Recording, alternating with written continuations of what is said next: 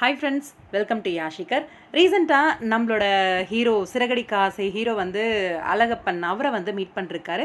என்னடா இது அப்கமிங் வந்து சிறகடிக்க ஆசையில் அழகப்பன் வரப்போகிறாரா இல்லை சன் டிவி சீரியலில் நம்ம ஹீரோ வரப்போகிறாரா, இந்த மாதிரி டவுட் இந்த பிக்கை பார்த்தோன்னே நிறைய பேருக்கு இருக்கும்.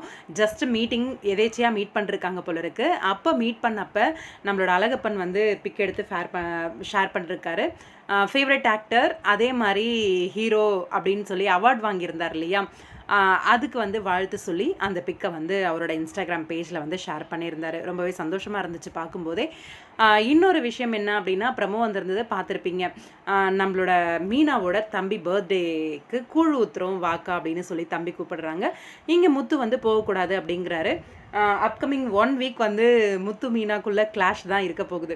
ஏன்னா லாஸ்ட் வீக் ஃபுல்லாக எல்லாருமே திணற நம்ம முத்து மீனாவோட அந்த அன்பை வந்து பார்த்தோம். அவ்வளோ சூப்பராக இருந்துச்சு அந்த ரியாலிட்டி ஷோவில், அதாவது ஒரு ஈவெண்ட் கலந்துக்கிட்டப்ப. இப்போ அப்கமிங்கில் முத்து மீனாவோட அந்த கோவம், சின்ன வருத்தம் அதெல்லாம் இருக்கும். முத்து மீனாவை மன்னிச்சிட்டாரு அப்படின்னா நல்லாயிருக்கும். எதுக்காக சொல்கிறேன் அப்படின்னா, மீனாவுக்கு வந்து அவங்க தம்பி பண்ணுற தப்பு தெரியாது.